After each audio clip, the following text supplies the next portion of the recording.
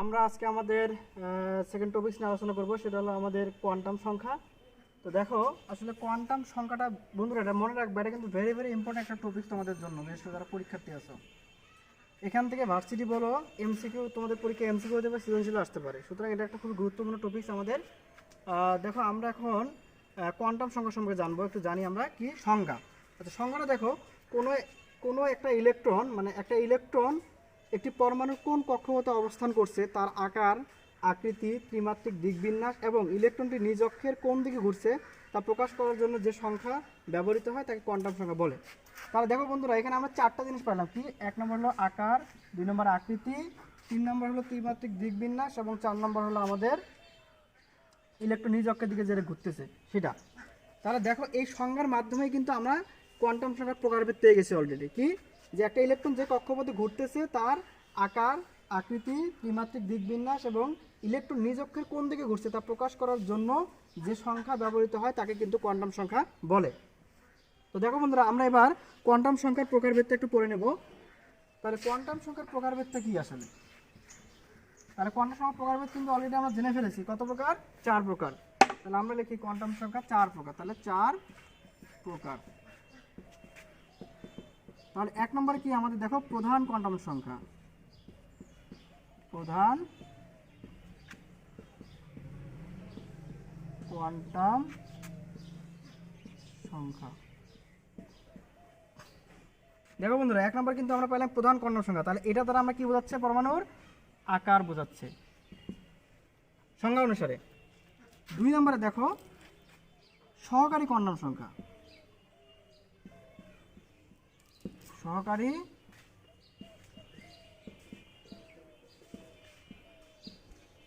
Quantum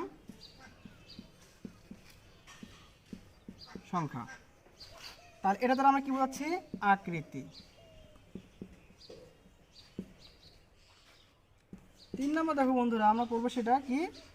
চুম্বকীয় quantum সংখ্যা বা ম্যাগনেটিক কোয়ান্টাম সংখ্যা। তাহলে আমরা করবো ম্যাগনেটিক, লিখি ম্যাগনেটিক কোয়ান্টাম সংখ্যা। এটা দ্বারা কি বোঝাচ্ছে? ত্রিমাত্রিক দিকবিন্যাস।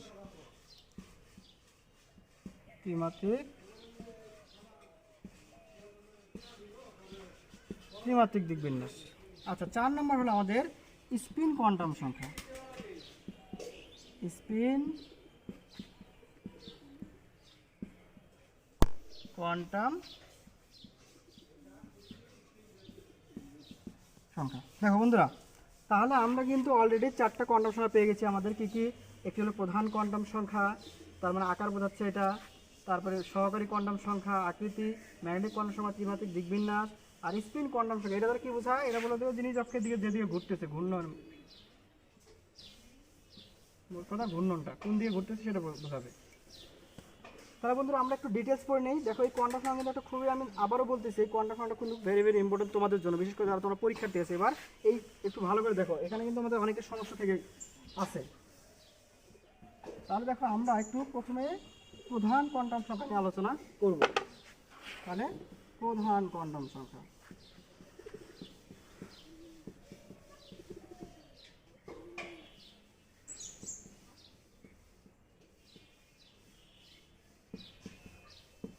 তাহলে বন্ধুরা দেখো, প্রধান কোয়ান্টাম সংখ্যাটা কি আসলে?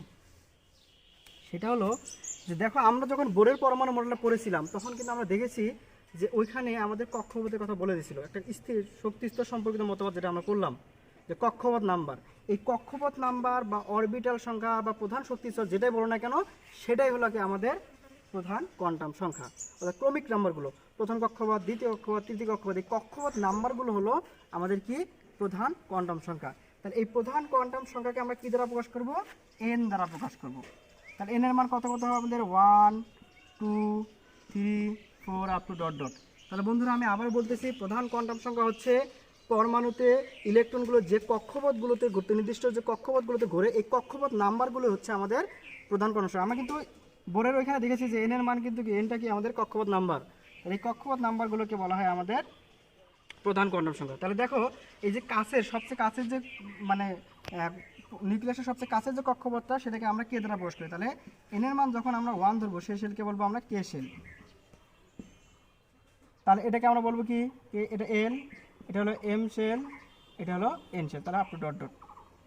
তাহলে দেখো বন্ধুরা, তাহলে এই 1 নম্বরটা হলো আমাদের কে শেল, 2 নম্বরটা হলো কি আমাদের এল শেল, 3 নম্বরটা এম শেল, 4 নম্বরটা হলো এন শেল। তাহলে যে কে এল এম এন, অর্থাৎ দেখো এখানে যদি একটা কক্ষপথ, এটা 1 নম্বর, এটা যদি আমার 2 নম্বর হয়, এটা যদি আমার 3 নম্বর হয়, এটা যদি আমার 4 নম্বর হয়, তাহলে এই যে কক্ষপথ নাম্বারগুলো 1 2 3 4 এগুলোই কিন্তু বন্ধু আমাদের, এগুলোই হলো তোমার প্রধান কোয়ান্টাম সংখ্যা। আশা করি তোমরা বুঝতে পারছো, প্রধান কোয়ান্টাম সংখ্যা আমাদের তো ঝামেলা নাই। এবার দেখো বন্ধুরা, আমরা দ্বিতীয়টাতে চলে যাব, সহকারী কোয়ান্টাম সংখ্যা। তাহলে সহকারী কোয়ান্টাম সংখ্যা কি তোমরা জানো? তোমরা দেখো যে আসলে মানে প্রধান কোয়ান্টাম সংখ্যা যে আমাদের আছে কক্ষপথটা, এখানে কিন্তু আমরা অরবিটাল সম্পর্কে কিছু পড়ে আসছি এর আগে, বা উপশক্তি স্তর। তাহলে এই যে উপশক্তি স্তরগুলোই হলো আমাদের কি সহকারী কোয়ান্টাম সংখ্যা। অর্থাৎ এই কক্ষপথগুলো কতগুলো শাখা, ধরো কক্ষপথগুলো শাখায় বিভক্ত আছে, এই কক্ষপথের মধ্যেই আছে কি আমাদের উপকক্ষপথ বা উপশক্তি স্তর, এগুলোই হলো কিন্তু আমাদের সহকারী কোয়ান্টাম সংখ্যা। তাহলে আমরা 2 নম্বর কি পড়তেছি, সহকারী কোয়ান্টাম সংখ্যা। তাহলে সহকারী কোয়ান্টাম সংখ্যা দ্বারা কিন্তু কি বোঝাচ্ছে আমি, যে তোমার উপশক্তি স্তর বা অরবিটাল, ঠিক আছে, এই অরবিটালগুলো কিন্তু কক্ষপথ বা অরবিটের মধ্যে থাকে। তাহলে দেখো এই সহকারী কোয়ান্টাম সংখ্যাকে আমাদের এল দ্বারা প্রকাশ করা হয়, ছোট হাতের এল দ্বারা প্রকাশ করা হয়।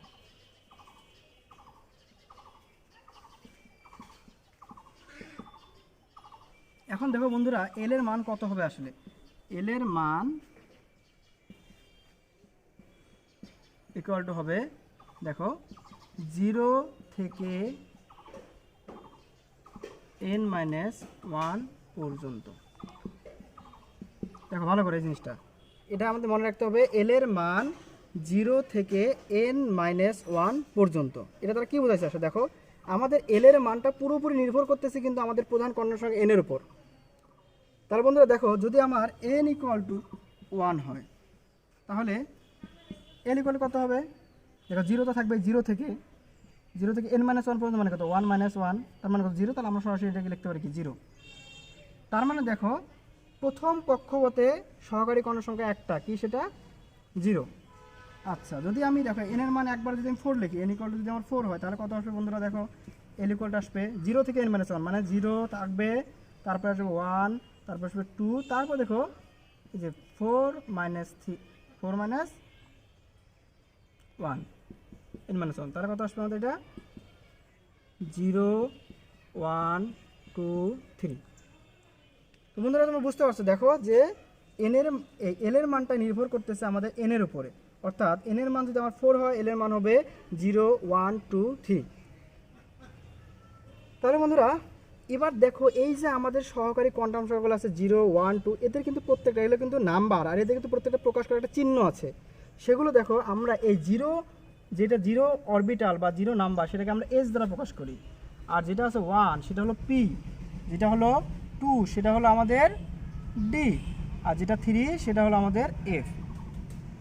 ঠিক আছে, তাহলে আমাদের 0 অরবিটালের নাম হলো এস অরবিটাল, 1 অরবিটালের নাম হলো বা 1 সহকারী কোয়ান্টাম সংখ্যার নাম হলো পি অরবিটাল, তারপর 2 এর জন্য ডি অরবিটাল, আর 3 এর জন্য হলো আমাদের এফ অরবিটাল।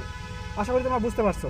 তাহলে বন্ধুরা দেখো, আমি কিন্তু প্রথমেই বলছিলাম যে সহকারী কোয়ান্টাম সংখ্যা দ্বারা আকৃতি বোঝাচ্ছে।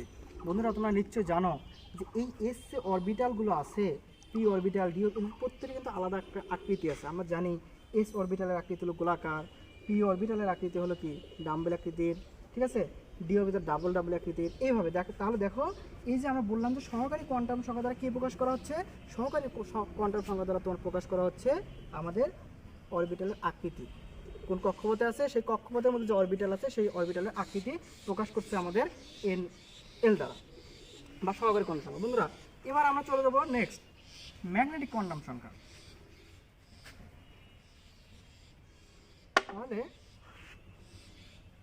তাহলে আমরা এখানে লিখবো কি,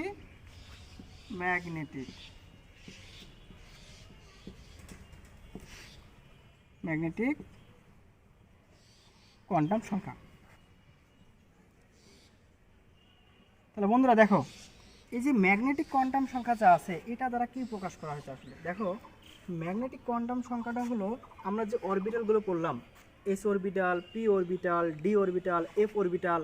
তাহলে এই যে অরবিটালগুলো আছে এদের আবার দেখো সাব অরবিটাল আছে, ঠিক আছে, অর্থাৎ উপশক্তি স্তরের আবার উপশক্তি স্তর। এগুলোই হলো কিন্তু আমাদের ম্যাগনেটিক কোয়ান্টাম সংখ্যা। তাহলে আমরা এই ম্যাগনেটিক কোয়ান্টাম সংখ্যা কী দ্বারা প্রকাশ করি? এম দ্বারা প্রকাশ করা। তাহলে এম দ্বারা প্রকাশ করা হয়। তাহলে বন্ধুরা এম এর মানটা কত হবে? আসলে দেখো এম ইকুয়াল টু হবে আমাদের -L থেকে +L পর্যন্ত। তাহলে দেখো এম এর মানটা কিন্তু নির্ভর করতেছে আমাদের পুরোপুরি সহকারী কোয়ান্টাম সংখ্যার উপর। বন্ধুরা আগে কিন্তু বলছি দেখো সহকারীটা নির্ভর করতেছে প্রধান কোয়ান্টাম সংখ্যার উপর, আর ম্যাগনেটিকটা নির্ভর করতেছে আমাদের সহকারী কোয়ান্টাম সংখ্যার উপর। তাহলে দেখো তো যদি আমার এল এর মান ইকুয়াল টু 1 হয় তাহলে এম ইকুয়াল টু কত হবে? -1, কারণ -L থেকে +L, তাহলে কত আসবে? এরপর 0, তারপরে আসবে আমাদের +1।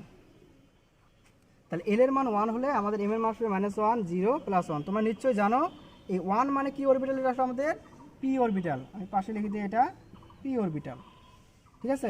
আচ্ছা দেখো এল ইকুয়ালের মধ্যে 0 হয়, আমাদের এল ইকুয়াল টু 0 হয়, তাহলে সেটা কী হবে? S orbital. আর এটার জন্য কী আসবে আমাদের?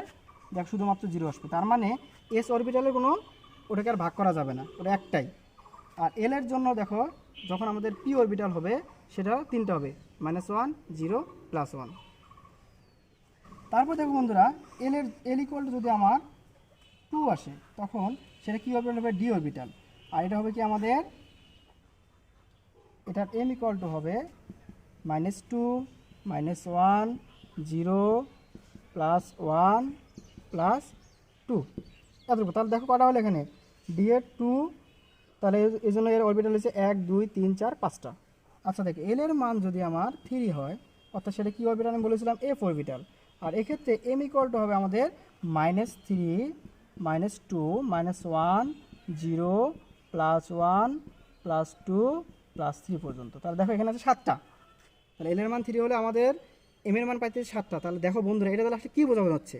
আমি কিন্তু বলেছিলাম তোমাদের যে এই অরবিটালটা হলো আমাদের যেটা প্রকাশ করে ম্যাগনেটিক কোয়ান্টাম, সেটা হলো ত্রিমাত্রিক দিকবিন্যাস। আসলে এই যে আমরা পি অরবিটালটা পড়লাম, এই পি অরবিটালটা আসলে কোন অক্ষ বরাবর আছে? যেমন এটাকে আমরা বলতে পারি এটা হলো পি এক্স, এটার নাম দিতে পারি আমরা পি ওয়াই, আর এটার জন্য হলো আমাদের কত? P Z. তাহলে দেখো আমরা জানি পি অরবিটাল 3টা থাকে, P X, P Y, P Z. তাহলে পি এক্সের জন্য মান হলো -1, পি ওয়াইয়ের জন্য মান হলো 0, পি জেডের জন্য মান হলো +1। আর যদি আমরা ডি এর ক্ষেত্রে বলি তাহলে দেখো তোমরা নিশ্চয় জানো এগুলো কিন্তু প্রকার তোমরা পড়েছো 5টা। ডি এক্স ওয়াই প্রথমটা, তারপরটা হলো ডি ওয়াই জেড, তারপরটা হলো ডি জেড এক্স, তারপরটা হলো এই +1-এর জন্য আমাদের হলো D X square - Y square, আর এটার জন্য হলো ডি জেড স্কোয়ার। বন্ধুরা আশা করি তোমরা বুঝছো যে তাহলে ডি এক্স ওয়াইয়ের জন্য মান কত? -2, ডি ওয়াই জেডের জন্য মান কত? -1, ডি জেড এক্সের জন্য মান কত? 0, আর ডি এক্স স্কোয়ার - ওয়াই স্কোয়ারের মান কত হলো? +1, আর +2 এর জন্য হলো ডি জেড স্কোয়ার। তাহলে এফ অরবিটালের মানগুলো আছে আমাদের এই পর্যন্ত লাগবে, শুধু এটুকুই জানি, ঠিক আছে। তাহলে আমাদের মোটামুটি তাহলে দেখো এখান থেকে আমরা পেয়ে গেলাম, আমরা কতগুলো আমাদের এম এর মান হবে, ত্রিমাত্রিক দিকবিন্যাস কোন দিকে হবে তা সুন্দর মতো আমরা এখান থেকে জানতে পারবো। তো এখানে দেখো এল এর মান যদি 1 হয় সেক্ষেত্রে একটা সূত্র আছে আমাদের নির্ণয় করার, সেটা হলো আমরা এম ইকুয়াল টু নির্ণয় করতে পারি কটা? অর্থাৎ টুয়াইস এল +1। এটা দেখো আমরা যদি এল এর মান 0 বসাই তাহলে কিন্তু আসবে একটা, দেখো যেখানে কিন্তু একটাই আছে। আর এল এর মান যদি আমি এল এর মান যদি 1 বসাই তাহলে 2 × 1 + 1, তার মানে দেখো এখানে 3টা আসছে। দেখো এল এর মান যখন 1 তখন আসতেছে -1, 0, +1। সুতরাং আমরা এইভাবে এই সূত্রটা কিন্তু পরীক্ষায় আসে এমসিকিউ এ, যে নিচের কোনটি দ্বারা অরবিটাল সংখ্যা নির্ণয় করা যায়, ঠিক আছে। এখন বন্ধুরা দেখো এই যে আমরা যে প্রত্যেকটা অরবিটাল দেখলাম এখানে কটা অরবিটাল, ডির জন্য কটা অরবিটাল থাকে? সাব অরবিটাল 5টা। এই 5টার প্রত্যেকটিতে কিন্তু ইলেকট্রন ধারণ ক্ষমতা 2টা করে। এটা তোমাদের ভালোভাবে জানতে হবে যে প্রত্যেকটা অরবিটালে 2টো করে ইলেকট্রন ধারণ করতে পারে। তার মানে দেখো যাতে পি অরবিটালে যদি বলি যে সর্বমোট ইলেকট্রন আছে কয়টা? 6টা, কারণ 2, 2, 2। তো ইলেকট্রন সংখ্যা যদি আমরা বের করতে চাই সহকারী দ্বারা, তাহলে দেখো আমাদের ইলেকট্রন সংখ্যা হবে এখানে 2 × টোয়াইস এল প্লাস 1। দেখো অরবিটাল সংখ্যাকে ডাবল 2 দ্বারা গুণ করলে কিন্তু আমরা ইলেকট্রন সংখ্যা পেয়ে যাব প্রত্যেকটা অরবিটালের জন্য। এখন দেখো বন্ধুরা আমরা আরেকটা জিনিস পড়ব, সেটা হলো চুম্বক কোয়ান্টাম সংখ্যা বা চুম্বক না, স্পিন কোয়ান্টাম সংখ্যা বা ঘূর্ণন কোয়ান্টাম সংখ্যা।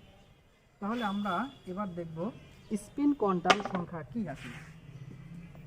বন্ধুরা আমি সংজ্ঞার মধ্যে কিন্তু লিখে দিয়েছিলাম যে স্পিন কোয়ান্টাম সংখ্যা হচ্ছে যে ইলেকট্রনটা তার নিজ অক্ষের কোণ দিকে ঘুরতেছে। ধরো আমার এখানে এটা একটা কক্ষপথ সাব অরবিটাল বা অরবিটাল, এখানে দেখো আমাদের ইলেকট্রন যদি দুইটা থাকে, ধরো এখানে একটা ইলেকট্রন আছে আর এখানে একটা ইলেকট্রন আছে, 2 নম্বর ইলেকট্রন, এটা E2। তাহলে বন্ধুরা এই ইলেকট্রন কিন্তু মানে নিজ অক্ষের দিকে আগে ঘুরবে। ধরো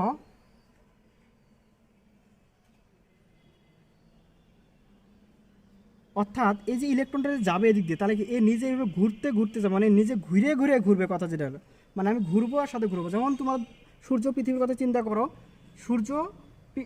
পৃথিবী সূর্যকে কেন্দ্র করে ঘুরতেছে, পৃথিবী কী করতে নিজ অক্ষের দিকে ঘুরতেছে আর পৃথিবী সূর্যের চার দিকে ঘুরতেছে। তার মানে ইলেকট্রনগুলো সেম ওই কাজ করে যে এরা ঘুরে ঘুরে ঘুরে। তার মানে ইলেকট্রনগুলো যদি দেখো এই ইলেকট্রনটা যদি এই দিকে ঘুরে, তাই এই ইলেকট্রনটা ঘুরবে তার বিপরীত দিকে, অর্থাৎ নিজ অক্ষের কোন দিকে ঘুরতেছে সেটা হলো স্পিন নাম্বার বা স্পিন সংখ্যা। তাহলে দেখো এটা হলো আমাদের E1, এটা যদি E2 হয়, আমরা জানি একটা অরবিটালে 2টা ইলেকট্রন ধরতে পারে, তাহলে একটা যদি এদিকে হয় আর একটা হবে এদিকে। সুতরাং স্পিন কোয়ান্টাম সংখ্যা S দ্বারা প্রকাশ করা হয়, আর এটাকে আমরা লিখতে পারি প্লাস মাইনাস হাফ, অর্থাৎ এটার জন্য প্লাস হাফ আর পরেরটার জন্য হবে মাইনাস হাফ। তার মানে প্লাস হাফ মাইনাস হাফ একটা অরবিটালের, এটা হলো ইলেকট্রনের আমাদের স্পিন সংখ্যা। এবার আমরা কিছু প্রশ্ন নিয়ে আলোচনা করবো যে আসলে কোয়ান্টাম সংখ্যা থেকে কোন টাইপের কোশ্চেন হতে পারে। সেটাও দেখো নিচের কোন অরবিটালটি সম্ভব নয়। তোমরা দেখো এই যে 3s, বন্ধু দেখো 3 হলো কিন্তু n, তাহলে দেখো 3 এর জন্য হলো আমাদের n আর s এর জন্য হলো আমাদের l। তাহলে দেখো n এর মান এখানে কত 3, তাহলে l এর মান আমরা যদি জানি n ইকুয়াল টু যদি 3 হয়, তাহলে l ইকুয়াল টু দেখো কত আসবে 0 1 2, তাই কি না? তার মানে 0 আছে, দেখো s এর জন্য মান কত 0, তার মানে এই অরবিটালটা আমাদের সম্ভব। 2d দেখো বন্ধু সম্ভব কিনা, 2 n ইকুয়াল টু যদি আমার 2 হয়, তাহলে l ইকুয়াল টু কত আসবে 0 1, তাহলে সর্বোচ্চ s আর p সম্ভব, কিন্তু আমাদের 2 নাই এখানে, তার মানে এইটা অরবিটাল সম্ভব নয়। তেমনিভাবে দেখো 3p কিন্তু সম্ভব, কারণ n এর মান 3, p এর মান হলো কত এখানে 1, সুতরাং এটা সম্ভব। n এর মান 4, p এর মান হলো আমাদের এখানে কত 3, এটা সম্ভব। n এর মান 1, p এর মান 1, দেখো এটা কিন্তু সম্ভব নয়। n এর মান 1, s এর মান 0, এটা কিন্তু সম্ভব। দেখো এই টাইপের একটা কোশ্চেন হবে, এইভাবে আসতে পারে তোমাদের এমসিকিউ, নিচে কোন অরবিটালটি সম্ভব নয় কোনটি সম্ভব, এভাবে আসতে পারে। এবার দেখো নেক্সট এইভাবে আসতে পারে যে n এর মান যদি 4 হয়, তাহলে l এর মান 1, m ইকুয়াল টু 3 অথবা s equal to plus half, এটা সম্ভব কিনা। তোমরা দেখো বন্ধুরা n এর মান যদি আমার 4 হয়, l এর মান কিন্তু কত আসবে 1 2 3, তার মানে এটা সম্ভব। আচ্ছা n এর মান যদি 4 হয়, তাহলে m এর মান কত আসবে 1 2 3 পর্যন্ত, সম্ভব। s এর মান প্লাস হাফ অথবা মাইনাস হাফ, যেভাবে একটা হইতে পারে, এটা সম্ভব। তাহলে দেখো n এর মান 2, l এর মান 2 কিন্তু কোনো সম্ভব না। বন্ধুরা জানি আমরা n ইকুয়াল 2 হলে l এর মান 0 থেকে n - 1 পর্যন্ত, অর্থাৎ n এর মান যত থাকবে l এর মান তার চেয়ে অবশ্যই 1 কম থাকতে হবে, দুইটা সমান আছে, তার মানে এই অরবিটালটা সম্ভব না, অর্থাৎ এটা আমাদের সম্ভব না। n ইকুয়াল টু 3 হলে দেখো l ইকুয়াল টু 2, আবার m ইকুয়াল টু দেখো 3, অর্থাৎ এটা ঠিক আছে কন্ডিশন, কিন্তু এইটা কিন্তু আলাদা হয়ে গেছে। আমরা জানি l এর মান m এর মান -l থেকে +l পর্যন্ত, সর্বোচ্চ +l এখানে +2, তাহলে +2 হলে কত -1 -2 0 +1 +2, অর্থাৎ +3 সম্ভব নয়। সুতরাং এই অরবিটালটা আমাদের সম্ভব নয়। তাহলে দেখো এই দুই টাইপের বন্ধুরা তোমরা মনে রাখো, তোমাদের অবশ্যই এই থেকে একটা এমসিকিউ আসবেই পরীক্ষায় এবং ভুল করা যাবে না। 3 নম্বরটা দেখো বন্ধুরা, আমি বলছি যে নাইট্রোজেনের পঞ্চম ইলেকট্রনটির কোয়ান্টাম সংখ্যা কত নির্ণয় করো। আচ্ছা দেখো বন্ধুরা আমরা একটু করে দেখি এটা। তাহলে নাইট্রোজেন আমাদের 5, আমরা জানি কি 1s2 2s2, nitrogen 7, sorry 1s2 2s2 2p, দেখো 2px 2py 2pz, তাই না? তাহলে দেখো অলরেডি তাহলে আমাদের একটা করে যাবে, এখানে একটা এখানে একটা এখানে একটা ইলেকট্রন। তাহলে দেখো আমি বলছি কি 5 নম্বর ইলেকট্রনটা, তার মানে এখানে 1 2 3 4 5 6 7, তার মানে এই যে 5 নম্বর ইলেকট্রনটা আমাদের এইটা। দেখো বন্ধুরা এখানে n এর মান কত, এই যে 2, n ইকুয়াল টু 2। আচ্ছা l এর মান দেখো বন্ধুরা এটা কিন্তু p, পি এক্স মানে কি, এটা পি অবশ্যই, আর পি এর জন্য মান কত, এটা 1। আচ্ছা, এবার এম এর মান কত হবে দেখো, এম এর মান P X P Y P, যেটা আমরা জানি এটার জন্য কত -1, এটার জন্য 0, এটার জন্য +1, তাহলে পি এক্সের জন্য -1, তার মানে এম এর মান হবে -1। এবার দেখো এস ইকুয়াল টু, যেহেতু একটা ইলেকট্রন আছে তাহলে আমরা প্রথমটাকে যদি আমরা পজিটিভ ধরি পরেরটাকে আমরা নেগেটিভ ধরবো। তোমরা উল্টাও ধরতে পারো, প্রথমটাকে নেগেটিভ ধরলে পরেরটাকে পজিটিভ ধরবা, আমরা পজিটিভটা ধরে নেবো প্রথমটা, যেহেতু একটা ইলেকট্রন আছে এখন এটাকে আমরা +1/2 ধরবো। তাহলে দেখো এইভাবে আমাদের এই যে কোয়ান্টাম সংখ্যাটা বের করে ফেলাম। নাইট্রোজেনের পঞ্চম ইলেকট্রনটির কোয়ান্টাম সংখ্যার মান হলো এটা। যদি এইভাবে কখনো কোশ্চেন আসে তোমাদেরকে এইভাবে করতে হবে এটা। আচ্ছা দেখো নেক্সট কোশ্চেন হলো আমাদের, নেক্সট কোশ্চেনটা হলো নাইট্রোজেন n = 4 হলে বাকি কোয়ান্টাম সংখ্যা নির্ণয় করো। তাহলে বন্ধুরা দেখো আমার n = যদি 4 হয় তাহলে l = কত হবে, 0 1 2 3। আচ্ছা এবার m = কত, এখানে যেটা বন্ধুরা ভুল করে সবাই ভালো করে দেখো তোমরা, এই যে m = হলো 0-র জন্য একটাই হবে। আচ্ছা 1-এর জন্য দেখো বন্ধুরা -l থেকে +l, তাহলে l এর মান হলো 1, তার মানে কত -1 0 +1। তারপর দেখো এটার জন্য l এর মান 2 হলে m এর মান কত হবে, -2 থেকে +2, তার মানে কত -2 -1 0 +1 +2। আর 3-এর জন্য দেখো কত হবে আমাদের -3 -2 -1 0 +1 +2 +3। তা দেখো বন্ধুরা এই যে আমাদের হয়ে গেছে কিন্তু। এবার দেখো তোমাদেরকে যদি এবার স্পিন সংখ্যা বের করতে বলে, দেখো স্পিন আমরা জানি একটা অরবিটালের জন্য +1 - 1। আমাদের এখানে অরবিটাল কটা আছে, 1 2 3 4 5 6 7 8 9 10 11 12 13 14 15 16। তাহলে দেখো বন্ধুরা এখানে কিন্তু আমাদের 16টা অরবিটাল আছে, তার মানে 16টা একটা অরবিটালের জন্য হবে আমাদের +1 - 1, তার মানে 16টা অরবিটালের জন্য কত হবে +1 - 1/2। অর্থাৎ দেখো 16 × +-1/2, তার মানে 32টা হবে আমাদের এখানে স্পিন সংখ্যা। তাহলে এইভাবে আমরা এই কোশ্চেনগুলো সলভ করে ফেলবো কোয়ান্টাম সংখ্যা দিয়ে। আশা করি তোমরা বুঝতে পারছো। যদি কখনো তোমাদের কোনো সমস্যা হয়ে থাকে তোমরা আমাদেরকে জানাতে পারো। তো ধন্যবাদ সবাইকে। আজকে আর লেকচার বেশি বাড়াবো না, আমরা নেক্সট টপিক্সে আমরা বিভিন্ন নীতি সম্পর্কে আলোচনা করব।